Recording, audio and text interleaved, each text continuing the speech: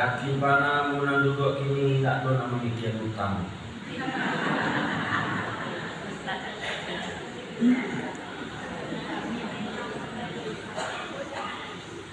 Ambo lah tahu. Ambo mangkono dulu waktu pesantren. Kata guru ambo, kalian ceramah nanti tak usah lama-lama. Apalagi ikut pacuma. Ada tanda-tanda beku dari ibu ke bapak kalau buat ceramah. Karena ibu-ibu apa? Alun awak di muka ini ceramah pada bapak. Dia olah mengerti bodoh kaji. Kamu mengerti? Kamu tak pernah tu dah bertanya dan kamu tak lama leh. Alun awak ceramah di muka ini dapat dia ujuk kaji alam paham. Atau ibu tu paham dia kaji. Dia mampu apa kepanjang saya Pak. Jadi kalau ada jamaah tu nantakan tu Bapak Ibu, Pak Ustaz tu ceramah semangat. Bagus semangat para Pak Ustaz tu ceramah, ya Bu. Nah, kalau ada ibu nantakan tu Pak gua tu, Pak Ustaz ceramah semangat Pak Ustaz. Tandono beliau sedang menghayati kaji. Nah, kalau ada ibu nantakan tua, posisi ibu nanti belakang itu lepas tanda saya tunggu ibu ke tembok. Laluan nanti awak, ayo nanti Pak Ustaz, tidak apa itu rahmat ya gitu. Rahmat. Makanya nih mohon maaf dulu di kampung kamu Pak.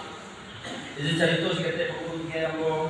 Di kampung aku tu dulu sebelum lampu listrik masuk di kampung aku Palembayan nama lu tahu aku Palembayan matur tu belokan. Dulu sebelum lampu masuk ke kampung kami itu kajian tu cara. Banyak kajian satu Muharram, Maulid Nabi, Isra Mi'raj, Ramadan.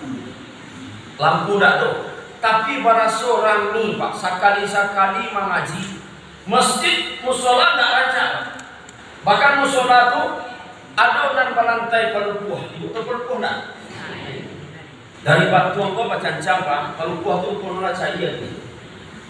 Ibu, batu engkau aja cancang dia orang aja itu musola. Tapi rami nanti bu, ada apa-apa.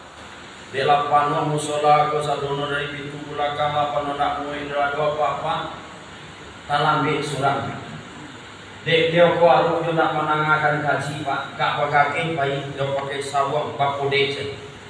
Dek dak do tampai panuah di kampung untuk menangakan kaji sekali-sekali ibu. Duduk dia lagi pintu ni.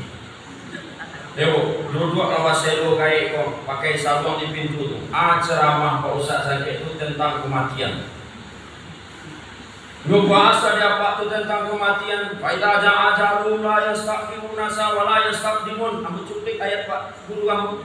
Mati sudah datang ajalnya tak bisa dikembalikan. Mana ni apa tu menangkan kaji. Jatuh ayo matu beliau. Akan tu Pak Ustaz dan ceramah. Cari ada ibu apa-apa nan duduk di pintu rumah nangis mana kamu mengaji.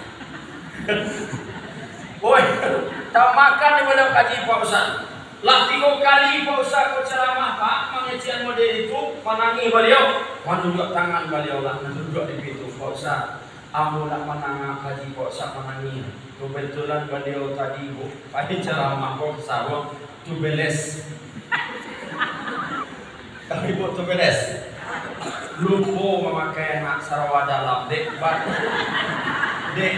lantai nopo panuku ada kurang rami Pak tentu bagi dia